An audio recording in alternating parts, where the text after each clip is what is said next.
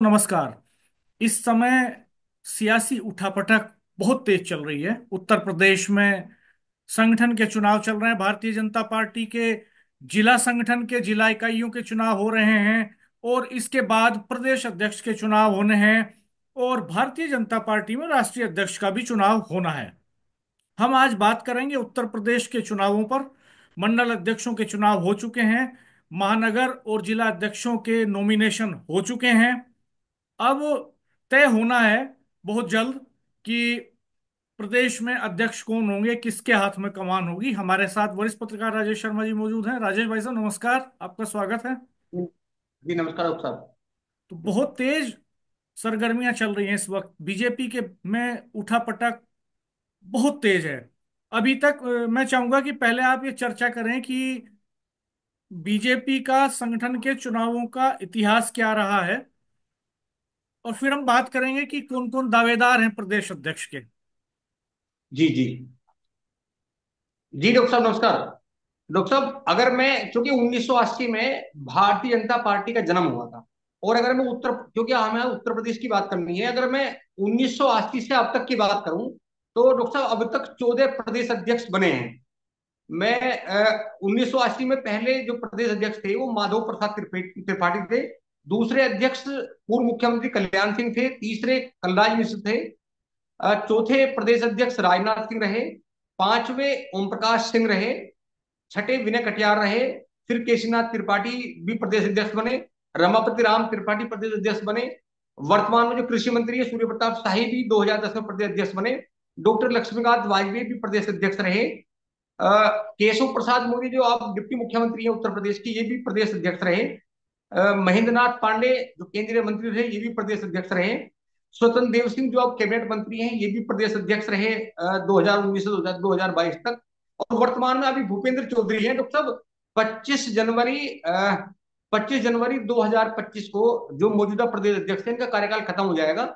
और चूंकि 22 तारीख को नामांकन है प्रदेश अध्यक्ष के को लेकर के कौन प्रदेश अध्यक्ष बनेगा। हालांकि ये बीजेपी है, भारतीय जनता पार्टी है। यहाँ चाबी दिल्ली के अंदर होती है, वहीं से पिटारा खुलता है। नामांकन होता है, प्रक्रिया होती है कहने के लिए, लेकिन जिसका नाम दिल्ली से आता है लास्ट में मोहर उसके नाम पे लगती है। नामांकन चाहे 10 दावेदार भरे, चाहे 20 दावेदार भरे। और डॉक्टर इस बार डॉक्टर साहब ये भी है क्योंकि 2027 का विधानसभा चुनाव है, और 2027 के विधानसभा चुनाव को बहुत सूझबूझ के साथ में बीजेपी प्रदेश अध्यक्ष का चयन करने जा रही है। क्योंकि 2024 में जो मेंबर ऑफ पार्लियामेंट का चुनाव हुआ, उस चुनाव में जिस तरह बीजेपी को डेंट लगा, बीजेपी 63 से 33 सीट पर पहुंच गई लोकसभा चुनाव में। तो बीजेपी को यह भी डर है कि प्रदेश अध्यक्ष और मुख्यमंत्री इन दोनों के बीच में तारतम्य बना रहे, ऐसा प्रदेश अध्यक्ष का चयन करना है। क्योंकि उत्तर प्रदेश में जिस तरह उठापटक है, बहुत सारे नेता ऐसे हैं, बड़े नेता, जहां अक्सर मीडिया में ये सब बातें आती हैं कि मुख्यमंत्री और फला जो नेता हैं उनमें आपस में तारतम्य नहीं है। तो बीजेपी को लगता है कि अगर अगर प्रदेश अध्यक्ष अलग विचारधारा के, मतलब उनका अलग मिजाज हो और मुख्यमंत्री का अलग हो, तो हमें लगता है कि 2027 में बहुत ज्यादा चोट बीजेपी को लग सकती है। तो बीजेपी चाहेगी कि तारतम्य हो मुख्यमंत्री और प्रदेश अध्यक्ष में, ऐसे प्रदेश अध्यक्ष का चयन बीजेपी करे। जी राजेश डॉक्टर भाई साहब। साहब, एक खास बात यह है कि 10 से 20 फरवरी के बीच में राष्ट्रीय अध्यक्ष का चुनाव होगा भारतीय जनता पार्टी में। और पार्टी का जो कॉन्स्टिट्यूशन है वो ये कहता है कि कम से कम राज्य इकाइयों के 50% चुनाव पूरे हो जाएं, तब राष्ट्रीय अध्यक्ष का चुनाव होगा। तो फिलहाल प्रदेश जी अध्यक्षों के चुनाव चल रहे हैं, प्रदेशों में सब जगह चुनाव चल रहे हैं। और 8 फरवरी को जो है 5 फरवरी को वोटिंग होगा दिल्ली में, 8 फरवरी को नतीजे आ जाएंगे। तो उसके बाद ही राष्ट्रीय अध्यक्ष का चुनाव होगा। खैर ये एक अलग बात है। लेकिन अगर यूपी की बात करते हैं हम, तो भारतीय जनता पार्टी ऐसी पार्टी है जो लंबे समय से पॉलिटिक्स में और खास तौर पे पिछले 10-11 साल के मोदी रिजीम में कास्ट इक्वेशन को बहुत बखूबी साधा है उन्होंने। सोशल इंजीनियरिंग जो एक वक्त में जिसकी एक्सपर्ट मायावती कही जाती थी, बहुजन समाज पार्टी की नेता, उसमें अब बीजेपी एक्सपर्ट है और वो एक कॉम्बिनेशन बनाती है। तो मुझे ऐसा लगता है कि उत्तर प्रदेश के अध्यक्ष के चुनाव में कास्ट कॉम्बिनेशन का विशेष ख्याल रखा जाएगा। तो इस तौर पर चूंकि मुख्यमंत्री योगी आदित्यनाथ फॉरवर्ड कास्ट से आते हैं, तो मुझे ये कम उम्मीद लगती है कि उत्तर प्रदेश में भारतीय जनता पार्टी किसी फॉरवर्ड कास्ट के नेता को प्रदेश अध्यक्ष की कमान देगी। हालांकि जो महामंत्री हैं उत्तर प्रदेश के, वो बैकवर्ड कास्ट से ही आते हैं, लेकिन फिर भी मुझे लगता है कि कास्ट कॉम्बिनेशन 2024 के इलेक्शन में भी जाना है, 2027 के विधानसभा इलेक्शन में भी जाना है भारतीय जनता पार्टी को। तो इसलिए मुझे लगता है कि फॉरवर्ड कास्ट की जो दावेदारी है प्रदेश अध्यक्ष के तौर पर, उसमें चाहे ठाकुर हों, खास तौर पर चूंकि ठाकुर खुद हैं मुख्यमंत्री योगी आदित्यनाथ, तो उनसे बड़ा कोई नेता उस समाज से उत्तर प्रदेश में तो कम से कम नहीं आता है। राजनाथ सिंह है तो दिल्ली में है, उनके यूपी में आने का कोई मतलब नहीं बचा अब। तो मुझे लगता है कि ठाकुर समाज की जो दावेदारी है प्रदेश अध्यक्ष के लिए, वो यहाँ खारिज हो जाती है। फिर मुझे लगता है कि चूंकि एक कॉम्बिनेशन बनाने की कोशिश जिस पैटर्न पर बीजेपी करती रही है, उसमें ये भी संभावना मुझे कम लगती है कि किसी दूसरी फॉरवर्ड कास्ट के नेता को प्रदेश अध्यक्ष की जिम्मेदारी दी जाए।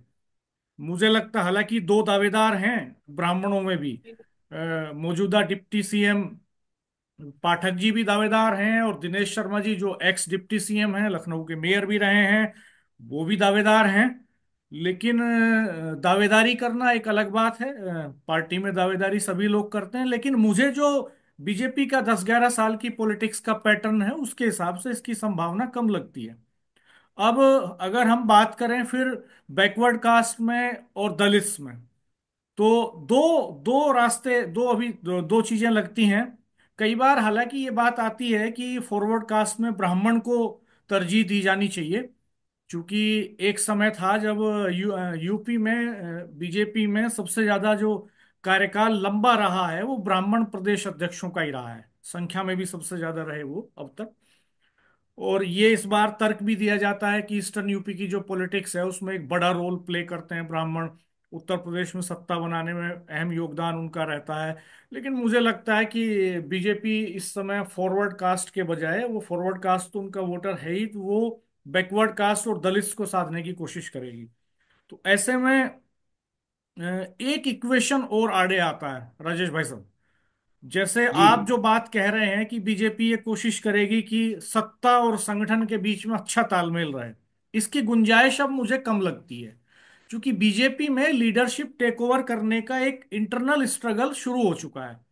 और ये किसी भी पार्टी के भीतर स्वाभाविक प्रक्रिया है, हर बड़ी पार्टी में जब वो सत्ता में रहती है ये होता है, स्वाभाविक है। और एक जनरेशन के बाद जब नई जनरेशन के नेता आते हैं तो ये सत्ता संघर्ष चलता है पार्टियों के भीतर। ये हमने देखा कि जब नरेंद्र मोदी रिप्लेस कर रहे थे अटल बिहारी वाजपेयी और लाल कृष्ण आडवाणी को, तो ये संघर्ष हमने तब भी देखा, ये संघर्ष हम अभी भी देख रहे हैं। जब नरेंद्र मोदी इस साल 75 साल के होने जा रहे हैं, और अगर हम ये मान ले कि वो 75 साल के मानक पर भी खुद रिटायर नहीं होते हैं, कंटिन्यू करते हैं, तो वैसी स्थिति में भी अगर वो 2029 तक भी चलते हैं, 29 का लोकसभा इलेक्शन भी मान लीजिए उन्हीं के उसमें होता है नेतृत्व में, तो तब भी एक बाद की जो लीडरशिप है वो स्ट्रगल जरूर है पार्टी के भीतर। तो वहां दो बड़े नेता आपस में टकराते हुए दिखाई देते हैं, अमित शाह जो गृह मंत्री हैं और उत्तर प्रदेश के मुख्यमंत्री योगी आदित्यनाथ।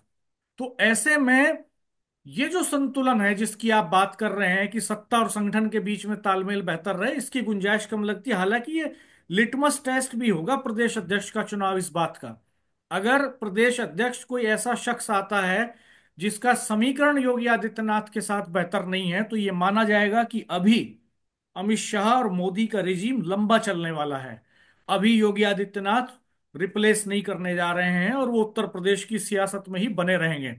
लेकिन अगर कोई ऐसा प्रदेश अध्यक्ष आता है जिसका तालमेल योगी आदित्यनाथ के साथ ज्यादा बेहतर हो, जो उनके खेमे का आदमी हो, तो मुझे लगता है कि फिर ये तय हो जाएगा कि अब आगे के रास्ते खुल गए हैं और अमित शाह को पीछे जाना ही होगा। अब नेतृत्व मोदी जी के बाद आने वाले समय में योगी जी संभालेंगे। खैर ये भविष्य की बातें हैं, इफ बट्स की बातें हैं, कयासों की बातें हैं, ये चलती रहती हैं। लेकिन एक दूसरी महत्वपूर्ण बात ये भी है कि अ, अ, मैं चाहूंगा कि आप एक बार सारे दावेदारों का जिक्र जरूर करें, जो भी लोग इस समय जी दावेदारी कर रहे हैं। जैसे मैंने ब्राह्मण समाज से दो नेताओं का जिक्र किया, लेकिन उनकी दावेदारी यहाँ कमजोर पड़ जाती है कि क्लेम नहीं बन रहा है। अब बैकवर्ड कास्ट की बात करें तो बहुत सारे नाम हैं बैकवर्ड कास्ट में। केशव प्रसाद मौर्य लगातार कोशिश में रहते हैं, वो पहले कह भी चुके कई बार।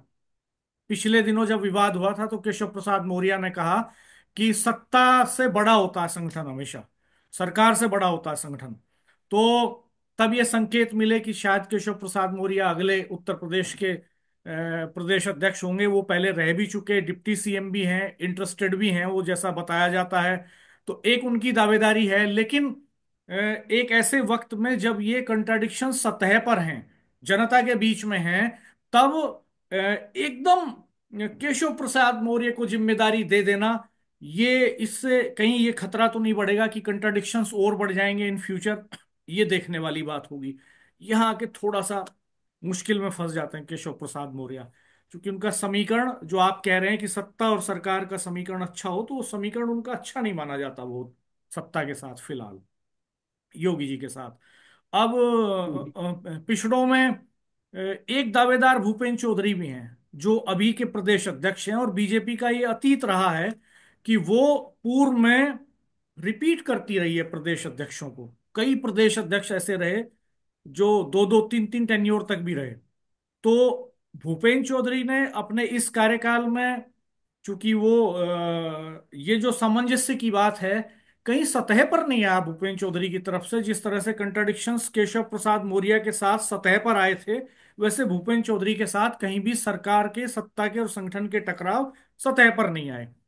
और ये माना जाता है कि वो दिल्ली के भी करीबी हैं, और वो यहाँ योगी जी के सामने भी दिल्ली की बातें अपने ढंग से रख लेते हैं संगठन में। तो एक उनका क्लेम भी हो सकता है उनको रिपीट किया जाए। एक हम बात करें तो स्वतंत्र देव सिंह पहले रहे हैं प्रदेश में अध्यक्ष, और मंत्री हैं फिलहाल सरकार में। लेकिन ये माना गया बाद में, जो कुर्मी बिरादरी से आते हैं वो, कुर्मियों में एक अच्छा रिप्रेजेंटेशन की जरूरत है भारतीय जनता पार्टी को इस समय, चूंकि वहां जो सोनेलाल पटेल की विरासत संभालती हैं उनकी बेटी, उनके दामाद, वो भारतीय जनता पार्टी के साथ हैं। ईस्टर्न यूपी में कुर्मियों का एक अच्छा खासा वोट बैंक है। तो ये कोशिश हो सकती है कि कुर्मियों में से किसी को जिम्मेदारी दी जाए। वहां स्वतंत्र देव का नाम सबसे ऊपर उभरता है, लेकिन स्वतंत्र देव यहाँ के कमजोर पड़ जाते हैं कि पिछली बार जब वो प्रदेश अध्यक्ष बने थे तो ये माना गया कि वो दिल्ली की पसंद थे। लेकिन जिस तरह से उनको मुखरता के साथ दिल्ली के पक्ष को ऊपर रखते हुए सत्ता और संगठन के बीच में सत्ता से संगठन को ऊपर रखना था, वो नहीं रख पाए ज्यादा। वहां सत्ता थोड़ा ऊपर रही, वो योगी जी के सामने उतना मुखर होकर के संगठन को ऊपर नहीं रख पाए। दरअसल एक चुनौती और भी बड़ी है। केशव प्रसाद मौर्य जिस बात को फॉर्मूले में कहते हैं, संकेतों में कहते हैं कि संगठन सत्ता से बड़ा होता है, उसको प्रैक्टिस में दिल्ली की पसंद, अमित शाह की पसंद, मोदी जी की पसंद वो नेता होगा जो वास्तव में इसको धरातल पर लेकर के आए, दिखाई दे कि हाँ, योगी जी के बराबर के कद का कोई शख्स है, कोई नेता है जो प्रदेश अध्यक्ष के तौर पे संगठन को चला रहा है। सैद्धांतिक तौर पे तो ये बात सही होती है कि सत्ता से बड़ा होता है संगठन, लेकिन व्यवहारिक तौर पर योगी जी का कद इस वक्त इतना बड़ा है कि कोई भी प्रदेश अध्यक्ष बीजेपी का आएगा, वो उसका कद उनसे बड़ा होना स्वाभाविक तौर पर संभव नहीं है। तो ये इस तरह के कुछ इक्वेशंस हैं। मैं राजेश भाई साहब आपसे चाहूंगा कि कुछ नामों का आप जिक्र करें, बैकवर्ड कास्ट से, दलित के बीच से, जिनकी संभावनाएं हैं और उनके क्या पॉजिटिव और क्या नेगेटिव एस्पेक्ट्स हैं। देखिए डॉक्टर साहब, अभी भी ये पब्लिक डोमेन में जो बातें हैं, जो लगातार बातचीत चलती है और सोशल मीडिया पे लगातार चलता है, तो मैं अगर उन नेताओं की बात करूं कि जिन नेताओं को ये कहा जाता है कि वो दिल्ली के अमित शाह के बहुत करीब हैं, उसमें चाहे डिप्टी मुख्यमंत्री केशव प्रसाद मौर्य हो, चाहे अपना दल एस की प्रमुख अनुप्रिया पटेल हो, चाहे निषाद पार्टी के अध्यक्ष संजय निषाद हो, और चाहे ओम प्रकाश जी हो। और आपने देखा होगा डॉक्टर साहब कि अक्सर अक्सर जब भी विवाद होता है, जैसे हम देखते हैं अभी, तो अनुप्रिया पटेल के जो पति हैं आशीष पटेल लगातार मुखर हुए। उन्होंने नाम नहीं लिया, लेकिन वो जिस तरह बार बार दिल्ली की बात करते रहे, तो सीधे मुख्यमंत्री के प्रति वो मुखर रहे। संजय निषाद की बात करते हैं, लगातार वो अभी भी मुखर है। जब ओम प्रकाश राजभर की बात करते हैं तो लगातार मुखर है। तो ये माना जाता है डॉक्टर साहब कि जो अमित शाह के करीबी है, वो कहीं ना कहीं ये भी है कि वो योगी से टकराने का प्रयास करते हैं। तो हमें लगता है कि ये बात पब्लिक डोमेन में है कि केशव प्रसाद मौर्य चाहते हैं कि वो डिप्टी मुख्यमंत्री का पद छोड़ के उत्तर प्रदेश भाजपा के प्रदेश अध्यक्ष बन जाए। लेकिन दिक्कत यह है कि अमित शाह चाहते हैं, मोदी जी नहीं चाहते। मोदी जी ये नहीं चाहते कि प्रदेश में दो तरह की विचारधारा के लोग, मतलब सत्ता और संगठन में अलग अलग विचारधारा हो। और अमित शाह इसलिए भी चाहते हैं, ये ऐसा लोग कहते हैं कि अगर ऐसा नहीं होगा तो योगी जी फिर एक तरफा काम करेंगे। तो कहीं ना कहीं उन्हें घेरने के लिए एक लाभी जरूर काम करती है। और जहां तक भूपेंद्र चौधरी का मामला है, तो ऐसा भी कई बार हुआ है कि एक टन छोड़ के अगले टन में, अब से पहले चाहे 1984 की बात करें, चाहे 1987 की बात करें, प्रदेश अध्यक्ष बदले गए हैं। लेकिन जब से उत्तर प्रदेश में पश्चिम में जयंत चौधरी के साथ बीजेपी का गठबंधन है, तो अब बीजेपी पश्चिम से कम सिक्योर है। तो इसलिए हमें लगता है कि भूपेंद्र चौधरी अ, हो सकता है कि वो डिप्टी मुख्यमंत्री के पद पर चले जाएं, अगर वहां केशव मौर्य हटके या कुछ होता है। लेकिन प्रदेश अध्यक्ष के लिए रिपीट होना, हमें लगता है कि अब शायद भूपेंद्र चौधरी तो रिपीट नहीं होंगे। लेकिन जब हम दलितों की बात करते हैं, जब बीजेपी पीडीए के कॉन्सेप्ट को गिराने की बात करती है, तो हमें लगता है कि जैसे उत्तर प्रदेश में असीम अरुण है, जब दलितों की बात होती है, दलित नेताओं की, तो असीम अरुण है क्योंकि वो भी मंत्री हैं।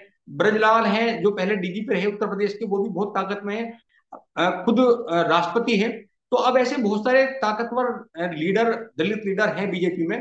तो हमें लगता है कि बीजेपी दलित चेहरे को तो प्रदेश अध्यक्ष नहीं बनाएगी। और जहां तक ओबीसी वर्ग का मामला है डॉक्टर साहब, तो ओबीसी में चूंकि कल्याण सिंह जी के बाद में सबसे बड़ा चेहरा अगर कोई ओबीसी का है, मतलब कुर्मी चेहरा है, तो इस समय बीएल वर्मा सबसे मजबूत चेहरे हैं। वो ऐसे चेहरे हैं कि वो जब जब चुनाव लड़ते हैं, वो चुनाव भी मजबूत लड़ते हैं, और उनकी कुर्मी वोटर में बहुत मजबूत पैठ भी है। स्वतंत्र देव सिंह संगठन के अच्छे हो सकते हैं, लेकिन स्वतंत्र देव जब फील्ड की बात होती है, फील्ड के नेताओं की बात होती है, तो उसमें स्वतंत्र देव पीछे हट जाते हैं बीएल वर्मा के सामने। हालांकि मैं एक बार आप नाम बता दूं, जो ओबीसी वर्ग के हैं जो नाम दिल्ली गए हैं डॉक्टर साहब, जिनको जो नामांकन के लिए जिन लोगों ने दावा किया है, उसमें ओबीसी वर्ग की बात करें तो इस समय जो कैबिनेट मंत्री हैं और पूर्व प्रदेश अध्यक्ष रहे, स्वतंत्र देव सिंह का नाम है। दूसरा बीएल वर्मा का नाम है, वो सांसद भी हैं। तीसरा धर्मपाल सिंह का नाम है, जो इस समय मौजूदा मंत्री भी हैं। अमरपाल मौर्य हैं राज्यसभा सांसद, इनका भी नाम है। प्रकाश पाल जो इस समय क्षेत्रीय अध्यक्ष भी हैं कानपुर क्षेत्र से, उनका नाम भी है। और पूर्व मुख्यमंत्री कल्याण सिंह के बेटे राजवीर सिंह गज्जू भैया का भी नाम है। बाबूराम निषाद का भी नाम है, और पूर्व केंद्रीय मंत्री साध्वी निरंजन का नाम है। ये वो नाम है ओबीसी के जो उत्तर प्रदेश के बड़े चेहरे हैं, और जिन लोगों ने दावेदारी की है कि वो प्रदेश अध्यक्ष के नामांकन में दावेदारी करेंगे। और अगर मैं दलित वर्ग की बात करूं, तो जो उत्तर प्रदेश में बड़े दलित चेहरा हैं, जिनकी इच्छा है कि वो भी दावेदारी करें, इसमें डॉक्टर साहब कौशाम्बी से 2 बार सांसद रहे हैं विनोद सोनकर। कौशाम्बी वही लोकसभा है जहां से राजा भैया आते हैं, तो उस लोकसभा से वो 2 बार सांसद रहे हैं। इधर दूसरे रमाशंकर कठेरिया हैं जो आगरा से, वो भी सांसद रहे हैं 2 बार। तीसरा विद्यासागर सोनकर हैं, वो बीजेपी के संगठन में लगातार बड़े नेता के रूप में रहे हैं। प्रियंका मौर्य हैं, और कौशल किशोर पूर्व केंद्रीय मंत्री हैं, जो लखनऊ की भारी सीट से मंत्री भी, वो सांसद थे और वो मंत्री बने हैं। और अगर मैं अब बात करूं जो जो फॉरवर्ड क्लास है डॉक्टर साहब, ब्राह्मण, जो ब्राह्मण वर्ग है, तो इसमें इसमें कुछ नाम आए हैं, जिसमें एक नाम आया है पूर्व डिप्टी मुख्यमंत्री दिनेश शर्मा का। दूसरा नाम आया है नोएडा के सांसद हैं महेश शर्मा का। और तीसरा नाम है गोविंद नारायण शुक्ला, जो इस समय प्रदेश महामंत्री भी हैं उत्तर प्रदेश भाजपा में। तीसरा हरीश द्विवेदी है, जो बस्ती से 2 बार सांसद रहे, वो उत्तर प्रदेश के युवा मोर्चे के पहले प्रदेश अध्यक्ष भी रहे, आजकल आसाम राज्य के प्रभारी भी हैं। और चौथा नाम सुब्रत पाठक है, जिसने कन्नौज में डिम्पल यादव को हराया था। तो ये जो 4-5 नाम है, इसमें सबसे मजबूत नाम डॉक्टर साहब, सबसे मजबूत नाम है इसमें दिनेश शर्मा का, क्योंकि दिनेश शर्मा डिप्टी मुख्यमंत्री रहे हैं और वो राष्ट्रीय कार्यकारिणी भाजपा में है। जब दिनेश शर्मा की बात होती है, तो दिनेश शर्मा बहुत सॉफ्ट नेचर के हैं। उनका ना विवाद दिल्ली से है, ना विवाद उत्तर प्रदेश से है। मतलब योगी और अमित शाह की जो लॉबी है, इनके बीच में सामंजस्य बनाने वाले एकमात्र दिनेश शर्मा है। जहां तक हरीश द्विवेदी का मामला है, तो हरीश द्विवेदी अभी, ये अलग बात है कि वो 2 बार सांसद रहे, पहले युवा मोर्चे के उत्तर प्रदेश के प्रदेश अध्यक्ष रहे, आजकल वो आसाम के प्रभारी हैं। लेकिन जब उम्र की बात होती है, तजुर्बे की बात होती है, तो उसमें दिनेश शर्मा उनसे कहीं आगे जाएंगे। जहां तक सुब्रत पाठक का मामला है, तो सुब्रत पाठक भी दिनेश शर्मा के सामने डाउनफॉल में नजर आएंगे। और मुझे लगता है, जो मेरा अपना आकलन है, मुझे ऐसा लगता है कि डॉक्टर साहब एक वो दौर था उत्तर प्रदेश में जब ब्राह्मण कांग्रेस की तरफ था। 80 का जो दशक था, उसमें ब्राह्मण लगातार कांग्रेस का एक बड़ा वोट बैंक माना जाता था। तो अटल बिहारी वाजपेयी, अडवाणी जब बीजेपी के सर्वोसर्वा थे, उन्होंने माना कि ब्राह्मण वोट कैसे टूटेगा। जो ब्राह्मण वर्ग है कांग्रेस से झिटक कर कैसे बीजेपी में आएगा। तो एक तरफ राम मंदिर का मामला भी था, दूसरा मामला ये था कि जो ब्राह्मण नेता थे, बड़े बड़े कद्दावर नेता, उन्हें उत्तर प्रदेश का प्रदेश अध्यक्ष इसलिए बनाया गया ताकि जो ब्राह्मण वोटर है वो कांग्रेस को छोड़कर बीजेपी की तरफ फरके। ये एक थी भी। और अगर हम पूरे प्रदेश के कार्यकाल की बात करें अब तक की, जब से भाजपा गठन हुआ है, तो मुझे लगता है कि सबसे लंबा कार्यकाल इन 14 प्रदेश अध्यक्षों में, सबसे लंबा कार्यकाल कलराज मिश्र का रहा। एक बार कल्याण सिंह लगातार 6 बार प्रदेश अध्यक्ष रहे, और दूसरे टर्म में 2 बार रहे, तो लगभग 8 साल वो अकेले रहे। और वो वही दौर था कि जब बीजेपी ब्राह्मण वर्ग को कांग्रेस से तोड़कर बीजेपी को लाना चाहती थी, और फिर वो अपने मकसद में कामयाब भी हुई। उन्हें पता था कि पूर्वांचल और मध्य का ब्राह्मण बड़ा वोटर है, जब तक ब्राह्मण बीजेपी में नहीं आएगा तब तक बीजेपी सत्ता में नहीं आएगी। और जब ब्राह्मण वर्ग इधर आया तो वो फिर सत्ता में बीजेपी आएगी। दूसरा डॉक्टर साहब, एक बड़ा ये माना जाता है पहले से, जब बीजेपी बनी, जब जब बीजेपी की सत्ता होती है तो ब्राह्मण को उत्तर प्रदेश में मुख्यमंत्री नहीं बनाया जाता। और मुख्यमंत्री नहीं बनता तो इसका कहीं ना कहीं उन्हें मलाल जरूर होता है। तो इसलिए, क्योंकि बड़ा वोट बैंक है ब्राह्मण को उत्तर प्रदेश में, तो इसलिए माना जाता है कि जब जब मुख्यमंत्री नहीं बनता तो प्रदेश अध्यक्ष तीसरी बार कम से कम ब्राह्मण को बीजेपी बनाती है। इसके पीछे की वजह यह है कि कहीं अगर नहीं बनाया गया, उसे लगता है कि उसे ना मुख्यमंत्री बनाया जाता, और अगर प्रदेश अध्यक्ष से वंचित कर दिया तो जो एक बड़ा वोट है बीजेपी का, जो कैडर वोट है, उसका ट्रांसफर होने की चिंता बीजेपी को लगातार रहती है। तो मुझे लगता है डॉक्टर साहब, 2 नाम मेरे नजर में बहुत महत्वपूर्ण है, जिसको लेकर लगातार दिल्ली के दरबार में चर्चा भी हो रही है। एक दिनेश शर्मा है पूर्व डिप्टी मुख्यमंत्री, और दूसरे स्वतंत्र देव बड़ा नाम है, जो उत्तर प्रदेश के प्रदेश अध्यक्ष बन सकते हैं। हालांकि ओबीसी वर्ग में स्वतंत्र देव सिंह के नाम के बाद में बीएल वर्मा बड़ा नाम। जी डॉक्टर साहब। तो ये राजेश भाई साहब दरअसल इक्वेशंस हैं, कैलकुलेशंस हैं। और आपको लगता है कि ये कोशिश रहेगी बीजेपी की सत्ता की और संगठन की जो आपसी समझदारी है, वो तालमेल है, वो बेहतर रहे। लेकिन मुझे इसका उलट लगता है। मुझे लगता है कि ये संक्रमण काल है बीजेपी के लिए एक तरह से, और लीडरशिप के ट्रांसफर का पीरियड भी शुरू हो चुका है। तो ऐसे वक्त में संतुलन अहम नहीं रह जाता। नेताओं की व्यक्तिगत महत्वाकांक्षाएं संतुलन पर भारी पड़ जाती हैं, और नेता ये चाहते हैं कि उनका वर्चस्व बरकरार रहे, उनका खेमा मजबूत रहे।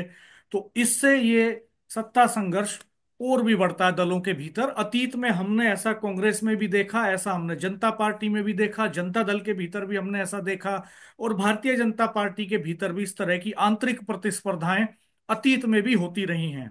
तो मुझे लगता है कि प्रदेश अध्यक्ष के तौर पर किसी ऐसे चेहरे को लेकर के आएंगे मोदी जी और अमित शाह, जो योगी जी के सामने एक पैरेलल लेवल पर खड़ा हो सके, और जो जिसका एक मैसेज जा सके कि एक दमदार प्रदेश अध्यक्ष है जो संगठन को सत्ता से ऊपर रखता है। मुझे ऐसा लगता है। तो इस मानक पर जो भी खड़े होंगे, उनके नाम वहां विचार में जरूर लिए जा रहे होंगे। और मुझे लगता है कि अभी अमित शाह और मोदी जी की जो जोड़ी है, उनके बीच में कोई ट्यूनिंग, कोई तालमेल का अभाव अभी दिखाई नहीं देता। बहुत फाइन ट्यूनिंग दिखाई देती है। और ये जो जुगलबंदी है दरअसल अमित शाह और मोदी जी की, ये बड़ी लंबी है, गुजरात से दिल्ली तक आई है ये। और हमने ये भी देखा कि नेता नरेंद्र मोदी जी हैं, और अमित शाह ने उनको कहीं बाईपास करने की कोशिश नहीं की। हमेशा पब्लिक में जब भी कहीं जनता के बीच में दिखाई देते हैं, कैमरे पर, कैमरे के पीछे, जनता के बीच में, तो वो उनके सहयोगी के तौर पर ही दिखाई देते हैं। कभी उन्होंने ओवरलैप करने की भी कोशिश नहीं की। तो मुझे लगता है कि उस तौर पर उनके बीच में एक समझदारी अभी है। तो वो ये देखने वाली बात होगी निश्चित तौर पर कि ये जो प्रदेश अध्यक्ष का चुनाव है, अगर ये योगी जी की पसंद से होता है तो निश्चित तौर पर योगी जी के लिए सुखद स्थिति होगी। और निश्चित तौर पर वो इस समय भारतीय जनता पार्टी के भीतर बड़े नेता हैं, बहुत बड़े नेता हैं। और 2027 का चुनाव उनके लिए बहुत महत्वपूर्ण है। दोस्तों, आप भी बताइएगा कमेंट बॉक्स में कि आपकी नज़र में कौन नेता बीजेपी के प्रदेश अध्यक्ष हो सकते हैं। आप हमारी बात से कितना सहमत हैं, कितना असहमत हैं, किस तरह के कंट्राडिक्शंस चल रहे हैं, कौन कौन अध्यक्ष पद की दौड़ में आगे चल रहे हैं, ये आप जरूर बताइएगा। राजेश भाई साहब, इस अच्छी चर्चा के लिए और बहुत वैल्यूएबल डिस्कशन के लिए डॉक्टर आपका बहुत एक, बहुत आभार। तो विवाद का आपने जिक्र किया, तो विवाद पर थोड़ा सा मैं बोलना चाहूंगा। विवाद की जो बात आई जी अभी, जी। आप देखिए प्रतिस्पर्धा इतनी है, इतनी भयंकर प्रतिस्पर्धा है इस समय बीजेपी के लीडरों में कि अभी चूंकि जिलाध्यक्ष का की घोषणा होनी है अभी 2 दिन बाद, हो सकता है कल भी एक लिस्ट जारी हो जाए, नहीं तो फिर 22 तक क्लियर हो जाएगा। और पश्चिम उत्तर प्रदेश में हापुड़, मुजफ्फरनगर और शामली, ये 3 ऐसे जिले हैं, यहाँ जिलाध्यक्ष को लेकर बड़े बड़े नेताओं की प्रतिस्पर्धा दांव पे लगी हुई है। मतलब यहाँ का जो विवाद है जिलाध्यक्ष का, ये दिल्ली और लखनऊ तक पहुंच गया है। और इसीलिए तीनों जिलों के जो जिलाध्यक्ष का जो नामांकन हुआ था, वो नामांकन प्रक्रिया को इस समय होल्ड पर डाल दिया गया। ये बताया गया कि जो जब प्रदेश अध्यक्ष बन जाएंगे, तो नए प्रदेश अध्यक्ष की देखरेख में तीनों जिलों के जिलाध्यक्ष और महानगर अध्यक्ष का चुनाव होगा। जी हाँ, ये सही बात है और ये महत्वपूर्ण अपडेट है कि शामली, हापुड़ और मुजफ्फरनगर, तीन जिलों के जिलाध्यक्षों का जो चुनाव है वो होल्ड पर चला गया है। और ऐसा इसलिए बताया जा रहा है कि लोकल लेवल पर जो बीजेपी के खेमे हैं, जो लीडर्स हैं, वो अपने अपने हिसाब से उनमें दखलंदाजी चाहते हैं। और दोनों तरफ का प्रेशर इतना बना कि अंततः ये तीन जिले होल्ड पे चले गए। तो आप देखिए कि किस कदर पार्टी के भीतर, हालांकि ये डेमोक्रेटिक प्रोसेस है, लोकतांत्रिक प्रक्रिया है, जब पार्टी के भीतर इस तरह की प्रतिस्पर्धा हो तो ये लोकतंत्र के लिए तो अच्छा ही है कि अलग अलग खेमे हों, अलग अलग कार्यशैली हो, अलग अलग वर्किंग पैटर्न हो। ये बुरा नहीं है। तो भारतीय जनता पार्टी अब उस तरफ चल रही है और प्रदेश अध्यक्ष का चुनाव निश्चित तौर पर बहुत दिलचस्प होगा। ये देखने वाली बात होगी कि कौन चुन करके आता है। आप हमारे चैनल पर बने रहिएगा, सब्सक्राइब कीजिएगा, बेल आइकन प्रेस कर दीजिएगा, नोटिफिकेशंस ऑन कर दीजिएगा। धन्यवाद। नमस्कार।